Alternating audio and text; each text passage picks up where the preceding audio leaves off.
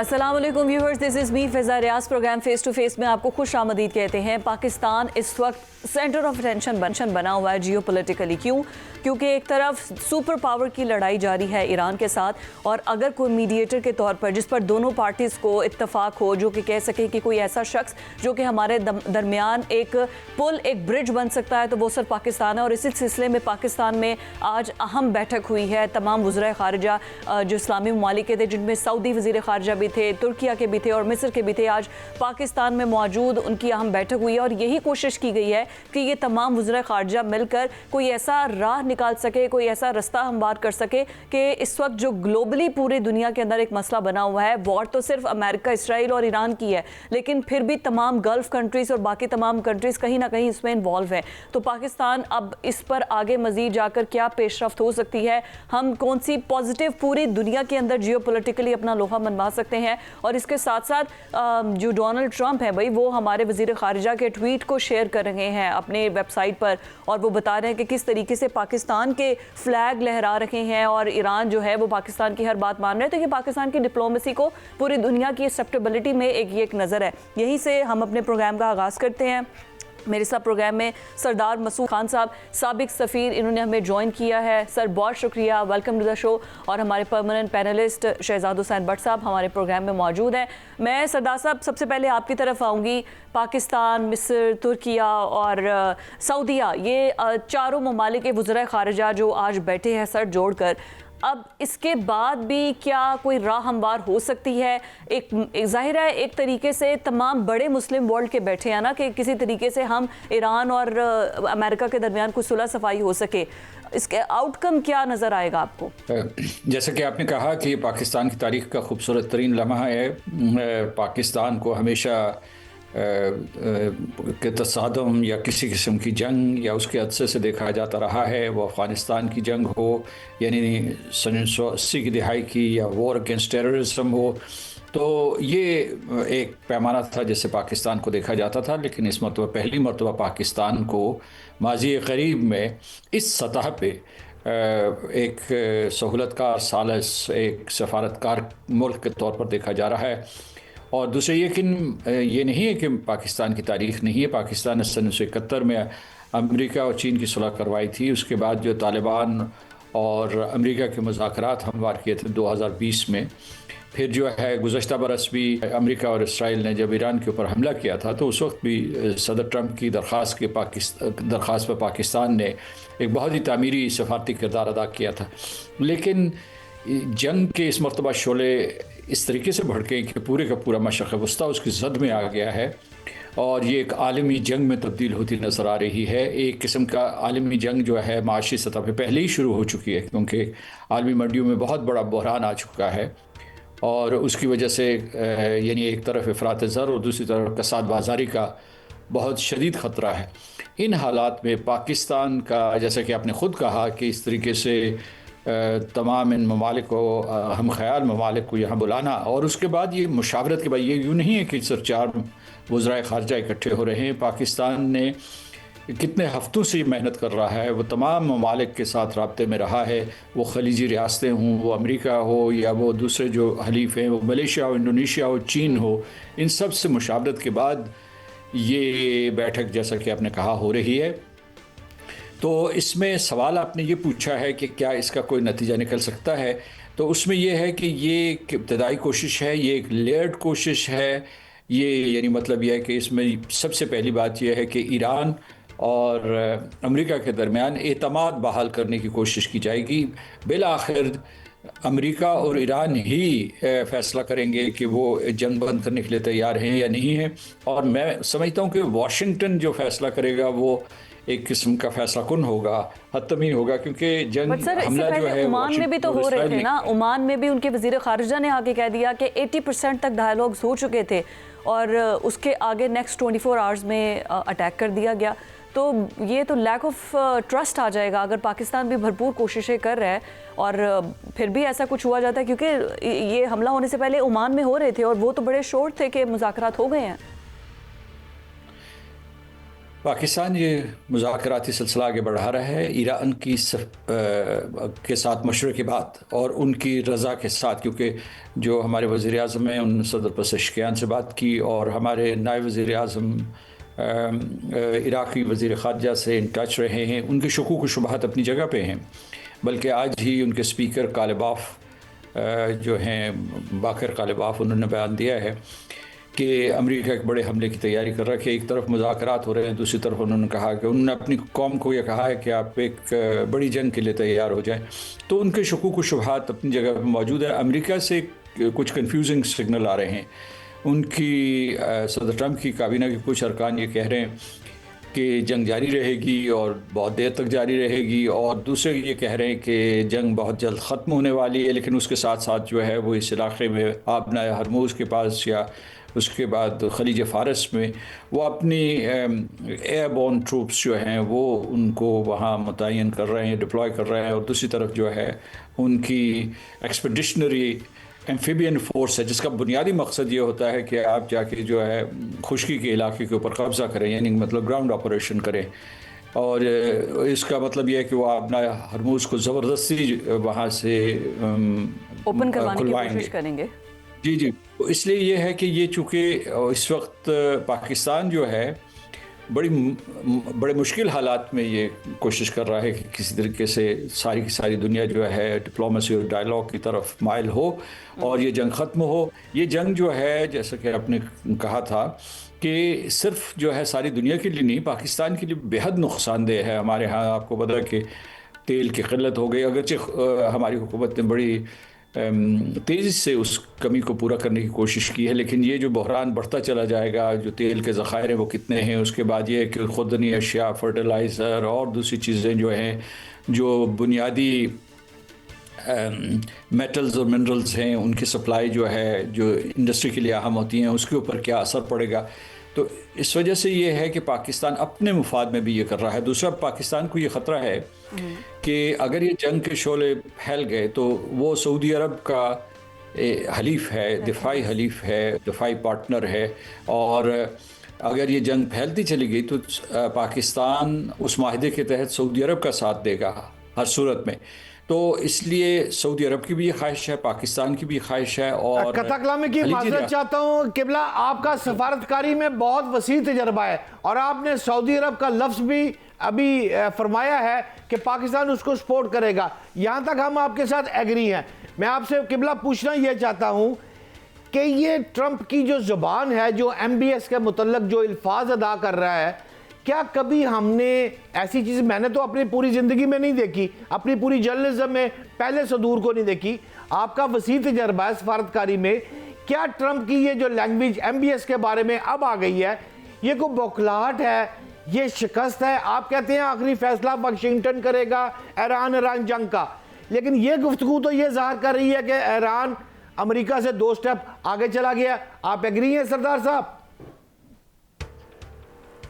दोनों तरफ से इस किस्म के बयान आ रहे हैं। ईरान ने ये कहा है कि जंग वो ख़त्म करेंगे, और उन्होंने नई शराइत जो है, पुरानी शराइत बल्कि दोहराई है कि उन्हें जंग का तावान चाहिए, क्योंकि ये जंग उनकी चॉइस की जंग नहीं थी, उनके ऊपर मसलत की गई। उसके बाद ये है कि वो उन्होंने अपना हरमुज़ के ऊपर अपने जो सॉवरेंटी को इन्वोक किया है, और फिर जो है इसी तरीके से जो उन्होंने दूसरी जो अपने मुतालिबात हैं उनको दोहराया। जो सदर ट्रंप की ज़बान के बारे में कह रहे हैं, जो क्राउन प्रिंस सऊदी अरब के लिए उन्होंने इस्तेमाल किए, तो सदर ट्रंप जो है वो एक किस्म के टेलीविज़न होस्ट रहे हैं और रियलिटी शो के होस्ट रहे हैं, तो इस वजह से वो इस किस्म के अल्फाज इस्तेमाल करते रहते हैं, अपने रफ़का के लिए इस्तेमाल करते रहते हैं। वहाँ जो सदर बाइडन के लिए इस्तेमाल करते थे, हिलरी क्लिंटन के लिए इस्तेमाल करते थे, और अब जो है वो उसी किस्म की ज़बान, और बल्कि जो है वो इसी किस्म की ज़बान जो है अपने हलीफों के बारे में करते थे, मगरबी यूरोप के हलीफ,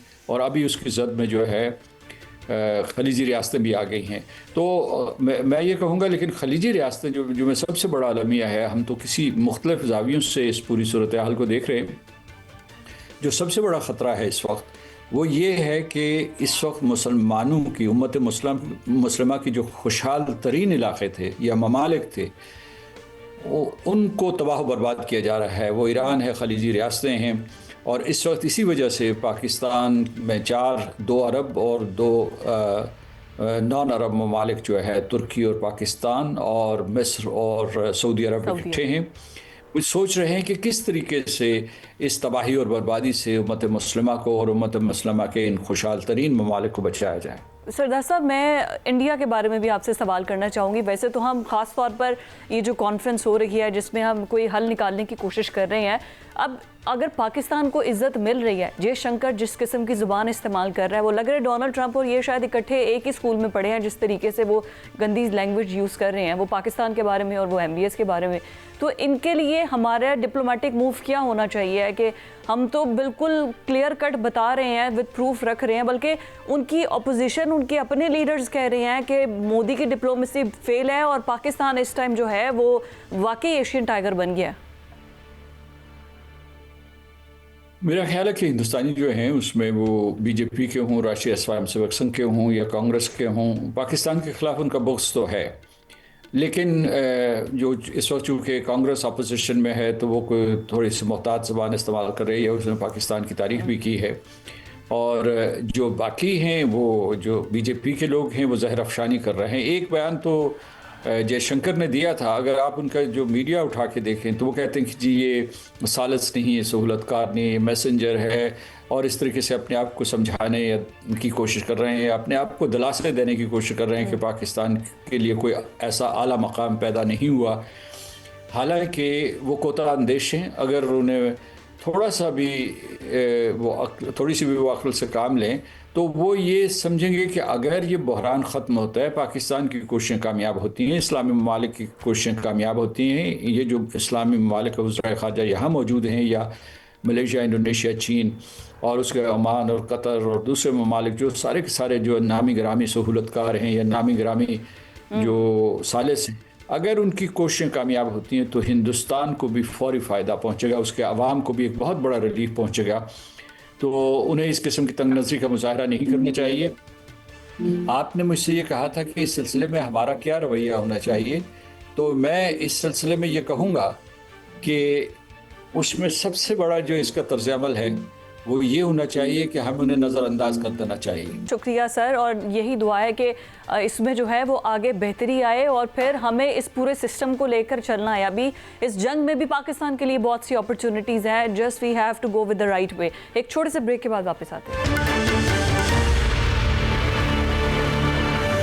ब्रेक के बाद आपको खुश आमदीद कहते हैं। और इस वक्त सिचुएशन ये है कि इस्राएली हुकूमत को इस्राएली फ़ौज बिल्कुल क्लियर कट बता चुकी है कि हमारे पास ना तो अब इतने वसाइल हैं और ना ही हमारे पास इतने फ़ौजी हैं जो कि जाकर इतनी लड़ाई लड़ सकते हैं, क्योंकि हम थक चुके हैं। और जो अवाम बंकर्स के अंदर मौजूद है, उन्होंने तो सोचा भी नहीं था कि महीना बंकर्स के अंदर गुजारना पड़ेगा। तो ये नेतन्याहू के लिए एक बहुत बड़ा मसला है। दूसरा जो सबसे अच्छी और खुशाइन बात यह है कि आबना हुर्मुज़ से जो जहाज़ों का गुजरने का सिलसिला शुरू हुआ है और पाकिस्तानी फ्लैग लहराकर जो जहाज जिस तरीके से गुजरे हैं, तो ये पाकिस्तान की डिप्लोमेसी की पूरी दुनिया के अंदर एक जिंदा जागती मिसाल है। फिर इसके बाद इंडिया को कितने भी मसले हो जाएं, वो कितना भी हमारे खिलाफ प्रोपेगेंडा कर दे, लेकिन उसके बावजूद पूरी दुनिया जानती है कि किस तरीके से हम पोजीशन को लेकर चल रहे हैं। यहीं से मैं अपने प्रोग्राम के गुफ्तगू को आगे बढ़ाऊंगी। मेरे साथ जो गेस्ट मौजूद हैं वो हैं जी एयर मार्शल अतीब सिद्दीकी साहब ने हमें ज्वाइन किया, आपको वेलकम कहते हैं। इसके साथ कमोडोर एहसान अहमद खान साहब हमारे साथ प्रोग्राम में मौजूद हैं, आपको भी सर वेलकम कहते हैं। सर मैं अतीब सिद्दीकी साहब आपसे आपकी तरफ आऊँगी। सबसे पहले तो अभी जो इसराइल के अंदर एक प्रोपेगेंडा चल रहा है, हम ईरान को हमेशा डिस्कस करते हैं, वहाँ पर क्या तबाही हुई, पासदाराने इनकलाब क्या स्टेटमेंट दे रहे हैं, बट स्पेसिफिकली अगर मैं इसराइली डिफेंस सिस्टम को आपसे समझना चाहूँ तो हमारे व्यूवर्स को समझाइएगा कि उनकी कितनी कैपेसिटी थी, किस हद तक ईरान उसको डैमेज कर चुका है, और अभी जिस तरीके से उन्होंने हाथ खड़े कर दिए हैं, तो आपको लगता है कि अब वाकई उनके पास तमाम इंटरसेप्टर और आयरन डोम सब खत्म हो चुका है? फिजा, इसको बड़े केयरफुली इसको एनालाइज करने की ज़रूरत है, इसलिए कि जिस तरह आपने शुरू में कहा कि बहुत ज़्यादा प्रोपेगेंडा वॉरफेयर भी चल रहा है साथ साथ ना, तो सही इतलात नहीं मिल रही हैं कि किसका नुकसान कितना हुआ है। वेस्टर्न मीडिया ईरान के ऊपर बहुत नुकसान क्लेम कर रही है, सिमिलरली ईरान जो है ना वो इसराइल के ऊपर बहुत ज़्यादा वो भी नुकसान क्लेम कर रहे हैं। हाउएवर, आपका सवाल था कि जी जब भी इस तरह की कोई वॉर होती है तो पहले चंद दिनों में तो सारा कुछ जो है वो बड़ा इफेक्टिवली काम कर रहा होता है। वॉर शुरू होने से पहले इजराइल के पास एक बहुत मॉडर्न, बहुत इफेक्टिव एयर डिफेंस सिस्टम था, जिसको आप सबको पता है। इसके अंदर वो arrow 1, arrow 2, David Sling, Iron Dome और आयरन बीम। अगर सिंपल अल्फाजों में ये कहना चाहूँगा कि उन्होंने तमाम स्पेक्ट्रम जो है हाई ऑल्टीट्यूड से लेके लोएस्ट ऑल्टीट्यूड तक को कवर किया हुआ था। लेकिन हर पासिंग डे के साथ जब इनके ऊपर अटैक होता है तो वो जो सिस्टम्स होते हैं किसी भी मुल्क के, वो डिग्रेड होना शुरू हो जाता है। और ये मुमकिन नहीं होता है कि आप उस सिस्टम को रिप्लेस करें विद इन डेज। ये बड़ा टाइम लगता है इन सिस्टम्स को रिप्लेस करने को और इंटीग्रेट करने को। तो आज 1 महीना हो चुका हुआ है इस जंग को होते हुए। तो और इसमें आपको पता है कि ईरान ने उनके ऊपर बहुत ज़्यादा मिसाइल दागे हैं, बहुत ज़्यादा पेनिट्रेशन भी अब होनी शुरू हो चुकी हुई है मिसाइल्स की। तो इसमें कोई डाउट ही नहीं है कि उनका एयर डिफेंस सिस्टम जो है वो काफ़ी हद तक डैमेज हो चुका होगा। इसकी और एक प्रूफ आप इस तरह कर लें कि पहले दिनों में अगर फ़र्ज़ करें ईरान उनके ऊपर कोई 50 मिसाइल दाग रहा था और ड्रोन्स दाग रहा था, तो उसमें से जो पेनिट्रेट कर रहे थे वो शायद 8 या 10 पेनिट्रेट कर रहे थे। आज वो अगर 10 मिसाइल अब अपना दाग रहा है इजराइल के ऊपर, तो उसमें से 8 पेनिट्रेट कर रहे हैं। तो whereas the quantity of missiles जो है वो कम हो गई है, but the effectiveness is getting greater and greater। और वो सब इस वजह से कि उनका एयर डिफेंस सिस्टम जो है वो अब डिग्रेड होता चला जा रहा है और बहुत हद तक हो चुका हुआ है। आपने अपने ओपनिंग रिमार्क्स में डिकॉय यूज किए, कभी सुपरसोनिक, बड़े स्ट्रेटजी के साथ। आप बिल्कुल ठीक कह रहे हैं, ईरान ने भी बड़ी स्ट्रेटजी से इस पूरी वॉर को लेकर चले हैं। मैं एहसान अहमद साहब आपकी तरफ आऊंगी, हमें ये समझा दें कि अभी जिस तरीके से डोनाल्ड ट्रंप कह रहे हैं, बूट्स ऑन ग्राउंड की बात कर रहे हैं कि हम जो है वो ईरान तो नहीं लेकिन खारिज जजीरे की तरफ जो है जाएंगे, और वहाँ पर कह रहे हैं कि उसको जल्द से जल्द काबू पाया जा सके। कोई ऐसा आपको नज़र आता है? क्योंकि जियोग्राफिकली ईरान को बहुत ज़्यादा सपोर्ट कर रहा है पूरे का पूरा, उनके पहाड़ सिस्टम वो उसको बहुत एज दे रहा है। सो समुद्री तरीके से या फिर किस तरीके से वो एंटर हो सकते हैं, अगर एंटर होना भी जाए खारिज जजीरे के, नॉट इनटू ईरान, क्योंकि वो उससे थोड़ा हटके है। शुक्रिया फिजा। ये खार्ग के ऊपर अगर बूट्स ऑन ग्राउंड लेकर आना चाहिए तो मुझे शायद आपको ना बहुत ही टेक्निकल लेवल के ऊपर एम्फीबियस असॉल्ट के बारे में बताना पड़ेगा। क्योंकि खार्ग जो जजीरा है वो पर्शियन गल्फ में काफ़ी नॉर्थ के करीब है। ये जो कुवैत और इराक के पास जो बुबियान एंड वर्बा आइलैंड्स हैं उनसे थोड़ा सा आगे, और ईरान की अपनी जो कोस्ट लाइन है उससे तकरीबन 20 मील के करीब समुद्र के अंदर मौजूद है। इसकी जो एक इम्पोर्टेंस इस हिसाब से है कि यहाँ से ना 90% जो ईरान का तेल है वो यहाँ से एक्सपोर्ट होता है। लेकिन वो तेल आता किधर से? वो आता उनके मेनलैंड से ही है। तो यहाँ पे जेटीज बनी हुई हैं, पियर्स बने हुए हैं जहाँ पे आके जहाज खड़े होते हैं और उधर से तेल लेके वो निकल जाते हैं। जियोग्राफिकली जो टोपोग्राफी है उस आइलैंड की, उस पर प्रोटेक्शन कोई नहीं है। उस पर जिस तरह बाकी ईरान की पूरी सरहद जो है जारगोस माउंटेन्स हैं जो कि पूरे नॉर्थ वेस्ट से शुरू होके और अलॉन्ग द कोस्ट सारे ईरान के साथ जो है ये जारगोस माउंटेन्स चलती है। इसीलिए एक बड़ी इनपेनिट्रेबल किस्म की डिफेंस है जो कि कुदरती तौर पे ईरान के पास है। इस आइलैंड के ऊपर अगर उनको कोई फोर्सेस लेकर आनी है तो उसके लिए एक तो ईरान ने ऑलरेडी तैयारी शुरू कर चुकी है अपनी वो डिनाइल के लिए, बीच डिफेंसेस, अपनी कुछ लैंड फोर्सेस भी वहाँ पे रखी हुई हैं। लेकिन यहाँ पे अपनी फोर्सेस लैंड करने के लिए एक क्वांटिटी में बहुत डिस्प्रोपोर्शनेटली ज्यादा फोर्सेस चाहिए हैं जो कि अमेरिका को वहां पे लानी पड़ेंगी। अभी उन्होंने कुछ फोर्सेस मोबिलाइज की हैं जापान वाली साइड से। यूएसएस ट्रिपोली का जो मरीन एक्सपीडिशन यूनिट का ग्रुप है वो आ रहा है। सैन डिएगो से जो है बॉक्सर का मरीन एक्सपीडिशनरी ग्रुप आ रहा है। इन्होंने तकरीबन 2000 ट्रूप्स 82nd एयरबोर्न के जो हैं वो भी वहाँ पे मूव किए हैं। मिल मिला के कोई 7,500 एडिशनल सोल्जर्स वहाँ पे हो जाएंगे। लेकिन ये जो कैपेसिटी है लैंड फोर्सेस की to carry out an amphibious assault on Kharg Island, ये बहुत ही नाकाफी है। याद रखें कि ईरान के पास उनकी जो रेगुलर जिसको अर्तश आर्मी या जो खासदार इनकलाब को मिला के तकरीबन कुछ 6 लाख के करीब उनके पास लैंड फोर्सेस भी हैं। तो ये 7,000 सोल्जर्स जो है उधर ऑब्जेक्टिव के ऊपर एम्फीबियस लैंडिंग करके वहां पे होल्ड करके उसको ब्रिज हेड के तौर पे इस्तेमाल करने के लिए ये क्वांटम बहुत कम है। दूसरा, अगर इन एक्सपीडिशनरी ग्रुप्स ने, जो कि यूएसएस ट्रिपोली का है या यूएसएस बॉक्सर का है, इसने हॉर्मुज़ में से ही गुजर के उधर तक जाना है, तो पहले तो वो ईरान की जो सारी एंटी सरफेस शिप कैपेबिलिटी है, ड्रोन कैपेबिलिटी है, जो उनके अनमैन्ड सिस्टम्स है, वो सारी कैपेबिलिटी खत्म होगी। वहां पे कंप्लीट सी कंट्रोल हासिल होगा, फेवरेबल एयर स्पेस होगी, तभी ये एम्फीबियस असॉल्ट हो सकता तभी है। तो उसके इम्पॉसिबल, बगैर ये अदरवाइज करना तभी तो अभी मुमकिन तक नहीं। बिल्कुल ठीक, बहुत खूबसूरत तरीके से आपने हमें ब्रीफ कर दिया है। दैट्स वाई जहाँ पे फेलियर्स आ रहे हैं। बट साहब, मैं आपकी तरफ आऊँगी। जैसे मेरे दोनों पैनलिस्ट ने कहा कि 30 दिन हो गए हैं, 1 महीना हो गया इस जंग को शुरू हुए, और ख़त्म होने के कोई चांसेस कोई नज़र आ रहे हैं आपको? कैसे दी एंड होगा? हम सिफारतकारी भी कर रहे हैं, या फिर यूक्रेन वॉर वाला हाल होगा, चल रही है तो चल रही है, गज़ा वाला हाल होगा, मार हो रहा है? देखें काबिल एहतराम फ़िज़ा, हम पिछले 2 दिन से इसी टाइम फेस टू फेस में बात कर रहे हैं। मुख्तलिफ हमारे आर्मी अफसरान, एयरफोर्स और दानश्वर भी आए, उनसे भी हमने कुछ सीखा। आज तीसरा प्रोग्राम फिर इसी टॉपिक पे ही कर रहे हैं। मैंने रात भी अपने दोस्तों से फैसल बढ़ाई और मेरे हम दोनों दोस्तों 8-10 दोस्त बैठ के तजिया हम कर रहे थे। 2 बातें क्लियर हमें समझ आई हैं। अमेरिका के पास इस वक्त 2 पॉइंट्स हैं, तीसरा पॉइंट ना हम तलाश कर सके हैं, ना मैं इन प्रोग्रामों पिछले 2 दिनों के प्रोग्रामों में ढूंढ चुका हूँ। वो 2 पॉइंट्स क्या है? पहला पॉइंट है, अमेरिका को समझ आ चुकी है कि उसको शिकस्त हो गई है। राइट। अब अगर उसको शिकस्त हो गई है, 2 हाथ ईरान आगे चला गया है, तो इस मौके पर उसको बैक करना है, उसको वापस जाना है, उसको 5 ईरान के जो 2 ले ले या 3 ले ले, ये उसकी मर्जी है। 5 के 5 तो कबूल कभी भी अमेरिका नहीं करेगा ना। जो उसकी टर्म्स एंड कंडीशन दे रहा है ना, 5 दे रहा है ना ईरान, उसमें से 2 ले ले या 3 ले ले और सुलह सफाई करे और वापस चला जाए। नंबर 1। दूसरी ऑप्शन उसके पास है बूट्स ऑन ग्राउंड की, जो आप भी बात कर रही थी। बूट्स ऑन ग्राउंड करना भी बहुत मुश्किल है। बूट्स ऑन ग्राउंड करके बहुत हलाकतें हो जाएंगी, जो कि वियतनाम से भी ज्यादा फिर लंबा काम खुल जाएगा। लिहाजा मैं तो आज कंसेंसस कर चुका हूं, 3 दिन की मेहनत और मुशक्कत के बाद अमेरिका के पास या तो सुलह सफाई है, या फिर मैं क्लियर आज कहूंगा उसके पास एटमी कुव्वत है। वो atom bomb at any cost चलाएगा, अपनी इज्जत को बचाने के लिए, अपनी पहलवानी को खड़ा करने के लिए। तीसरी ऑप्शन तो उसके पास है ही कोई नहीं।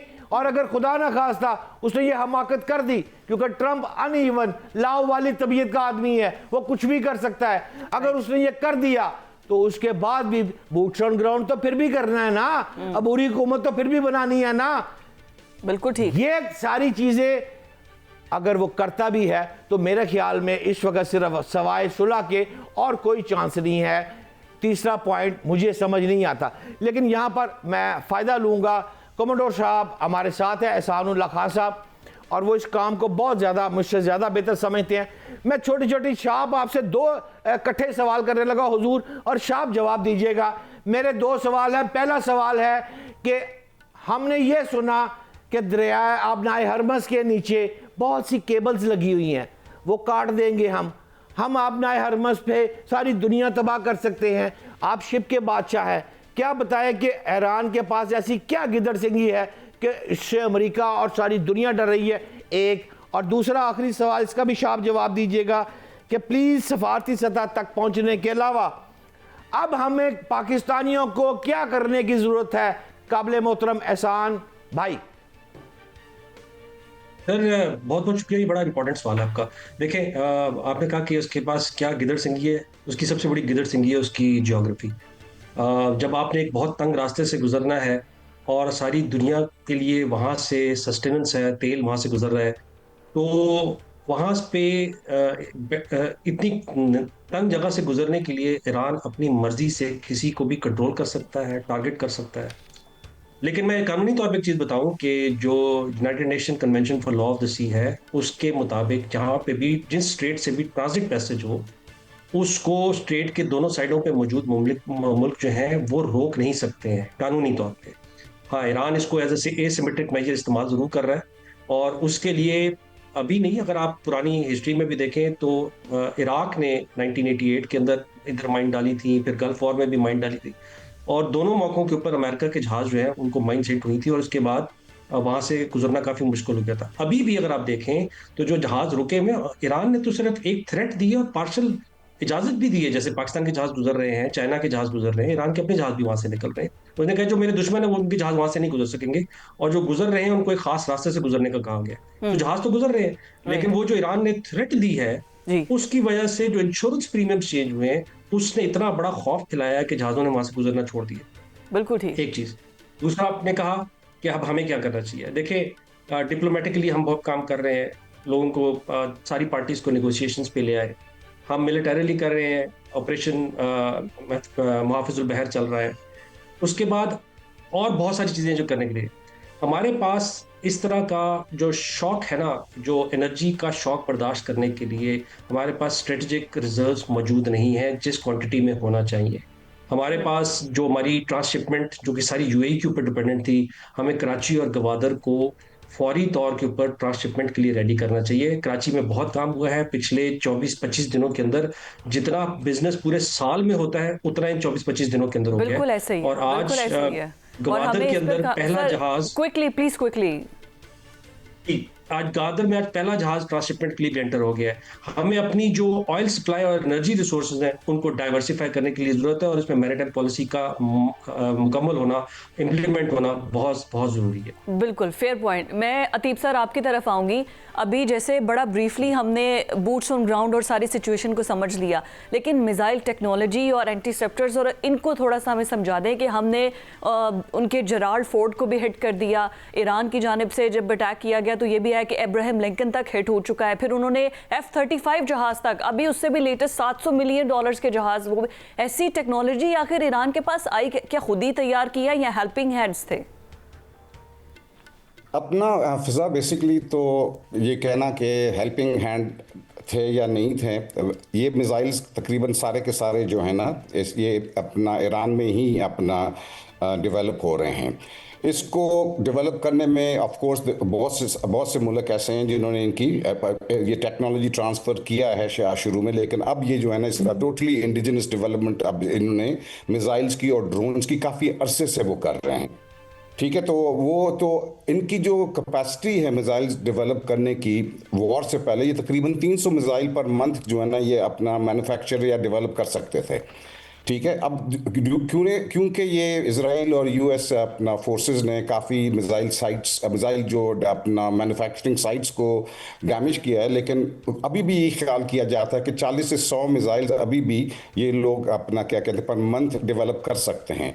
वेराज मिसाइल्स इनके डिप्लीट हो रहे हैं, लेकिन इतने डिप्लीट नहीं हुए। कुछ सोर्सेज ऐसे हैं जो कि कह रहे हैं कि सिर्फ अभी तक शायद 30 to 40% अभी इनके मिसाइल्स जो है ना डिप्लीट हुए हैं।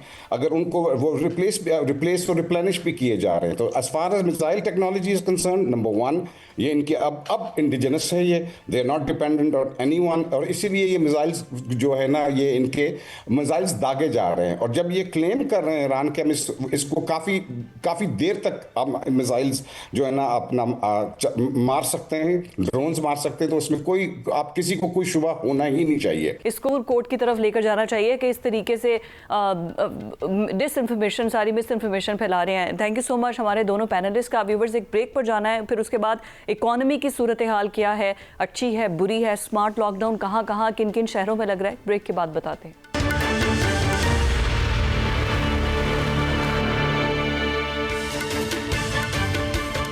ब्रेक के बाद आपको खुशामदीद कहते हैं। और जैसे हम बात कर रहे थे कि पाकिस्तान की इकोनॉमी इस टाइम पर ये गोल्डन चांस है हमारे लिए कि हम जो पूरी दुनिया के अंदर जिस तरीके से रिसेशन आ रहा है और गल्फ कंट्री से लोग पैसा निकाल कर कहीं और लेकर जा रहे हैं, तो पाकिस्तान एक अपॉर्चुनिटी फराहम कर सकता है। ये तो एक एंगल हो गया। दूसरा, अभी पाकिस्तान के अंदर जो सिचुएशन इस वक्त बनी हुई है, क्योंकि फ्यूल क्राइसिस तो हैं और इन फ्यूल क्राइसिस को कैसे मैनेज करना है, इस पर शहबाज शरीफ और उनकी पूरी कैबिनेट तजावीज़ भी दे रही है कि स्मार्ट लॉकडाउन कर दिया जाए जैसे कोरोना के टाइम पर था, या फिर जो सब्सिडाइज फ्यूल आवाम को देने के लिए इस पर कोशिशें की जा रही हैं, उसका भी तरीक़ाकार IT मिनिस्ट्री के साथ मिलकर किया जा रहा है। इसी पर बात करने के लिए माहिर मुइशत खाकान नजीब साहब ने हमें प्रोग्राम में ज्वाइन किया है, उनको वेलकम कहते हैं। Sir, welcome to the show. अब आप ही हमारे व्यूअर्स को कुछ बता दें कि स्मार्ट लॉकडाउन की तरफ अगर हम जाते हैं तो क्या वर्क फ्रॉम होम होगा या फिर अल्टरनेटिव डेज में ऑफिस जाना होगा? और इस टाइम सबसे ज़्यादा लोग कंफ्यूज्ड हैं कि बच्चों को स्कूल से क्या फिर से छुट्टियां होने जा रही हैं या फिर स्कूल रेगुलर लगेंगे? पाकिस्तान जैसा मुल्क जो एनर्जी इंपोर्टर हो, उसके हाथ में क्या चीज़ है?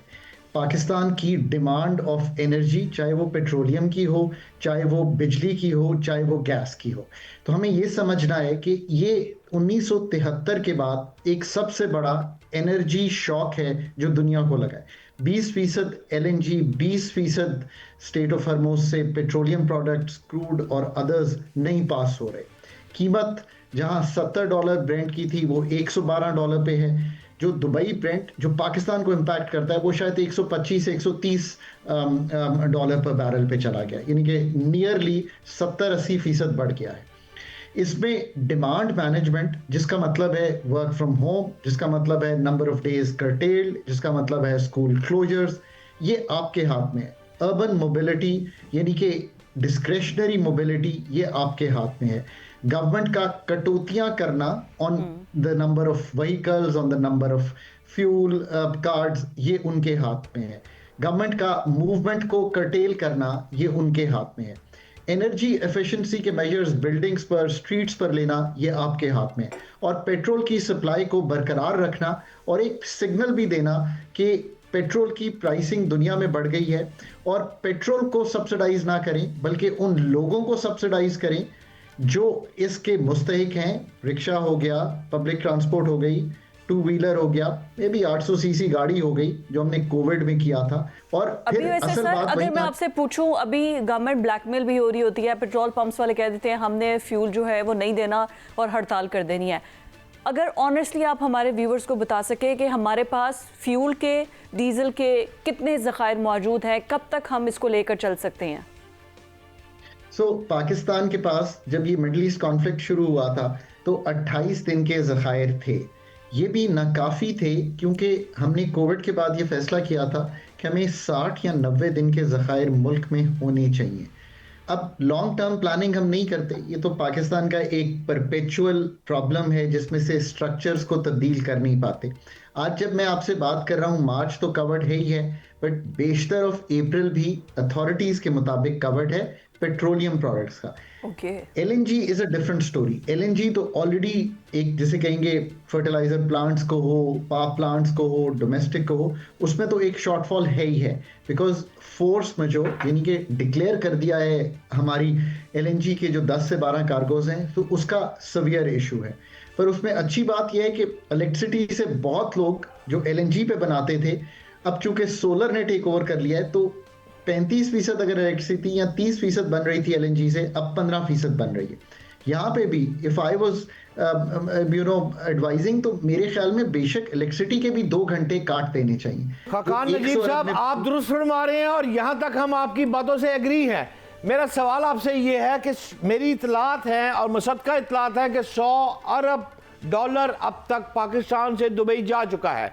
पाकिस्तान अगर इम्यूनिटी स्कीम के तहत ये पैसा वापस, काला धन जो था, ये वापस ला रही है, तो क्या इससे पाकिस्तान में को बहुत बेहतरी आ जाएगी या इनकलाब आ जाएगा? आप किस नजर से देखते हैं किबला खाकान साहब? पाकिस्तान के लिए देखिए ना, एक 3-4 इमीडिएट अपॉर्चुनिटीज खड़ी हो गई हैं। नंबर 1, जो इस वक्त कराची पोर्ट है, उसने 24 दिन में उतने ट्रांसशिपमेंट हैंडल की है जो उसने पूरे मतलब एक साल में की, महीनों में नहीं की थी और 12 महीनों में नहीं की थी। ठीक, आप सही कह रहे हैं। So that's one opportunity. So can we structurally change this story of Pakistan कि हम कॉस्ट भी अच्छी करते हैं, टर्न अराउंड भी अच्छा करते हैं, सेफ्टी भी है, लॉजिस्टिक्स भी है, वेयर हाउस भी है, रेल भी है। आपके सवाल का जवाब इसी चीज़ में है। अगर तो हम स्ट्रक्चरली अपने घर को ठीक करें तो ये जो भी पैसा वहाँ पे गया है, ये पाकिस्तान आ सकता है। पर अभी भी एक फंडामेंटल मिस्टेक कर रहे हैं। हम ये कह रहे हैं कि हम रियल एस्टेट में इंसेंटिव देना चाह रहे हैं, ये पैसा आ जाए। प्लीज़ ये ना कीजिएगा। रियल एस्टेट की कीमत का ऊपर जाना फार्मर के लिए ज़मीन महंगी करता है, मजदूर के छत पर जो सर पे जो छत आनी है उसको महंगी करता है, मैन्युफैक्चरिंग के लिए जो ज़मीन खरीदी जानी है उसको महंगी करता है, और सिटीज़ को वर्टिकल जाने से रोकता है। इसको समझिए इस बात को। पैसा वापस आए, स्कीम ज़रूर दें, मैन्युफैक्चरिंग में दें, एग्री कॉर्पोरेट फार्मिंग में दें, आईटी सर्विसेज में दें, फाइनेंशियल सर्विसेज में दें, यानी कि हब बने पाकिस्तान। लेकिन इस पर वोट तो नहीं मिलेंगे ना, वोट तो उसी पर मिलेंगे कि हाँ भाई हमें घर दे दिया, हमें छत दे दी, और ये हर आने वाली गवर्नमेंट जो है वो यही अनाउंस करती है कि 1 करोड़ घर हमने बना दिए, 10 लाख घर हमने बना दिए, फेडरल अलग बना दी होती है, प्रोविंशियल अलग।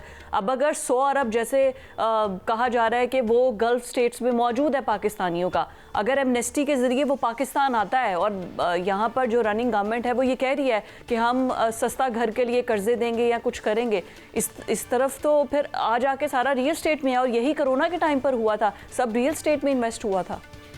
खान साहब ठीक कह रही है, फिजा साहब साथ है ऐड कर ले, 1 करोड़ रुपया भी पाकिस्तानी हुकूमत दे रही है घर बनाने के लिए। 10 लाख से शुरू किया था, इस वक्त 1 करोड़ आगे आपके इल्म में होगा, कंबाइन कर दीजिएगा काइंडली।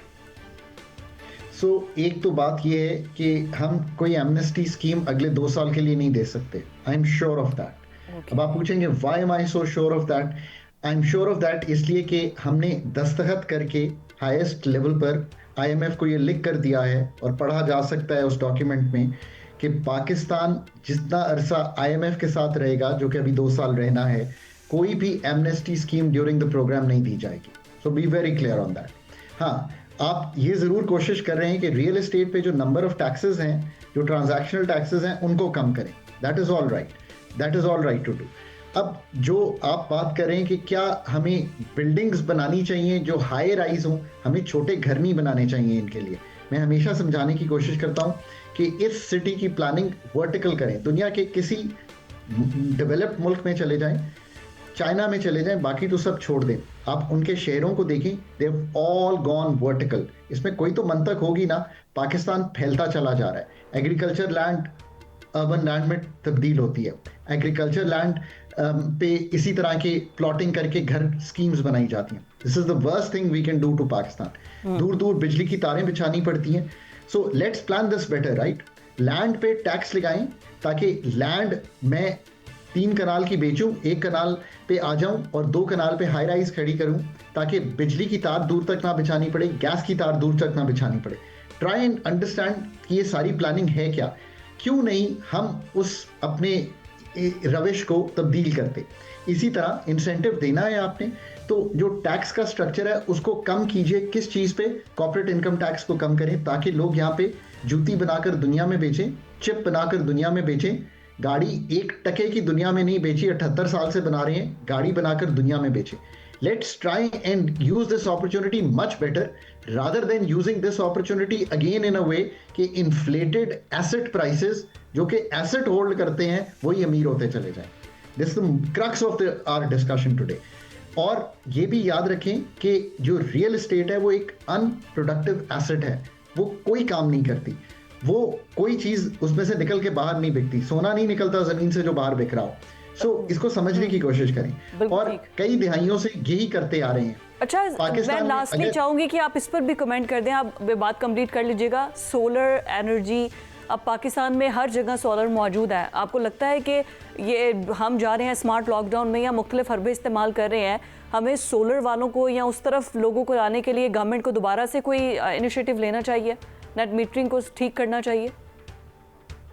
जो ममालिक डिमांड को इस वक्त संभालेंगे नहीं और ऑयल इंपोर्टर होंगे, पाकिस्तान जैसा मुल्क, $10 अगर तेल की कीमत बढ़ती है तो $250 मिलियन माहाना के ज़्यादा देने पड़ते हैं डॉलर्स में, वो डॉलर जो नहीं है हमारे पास।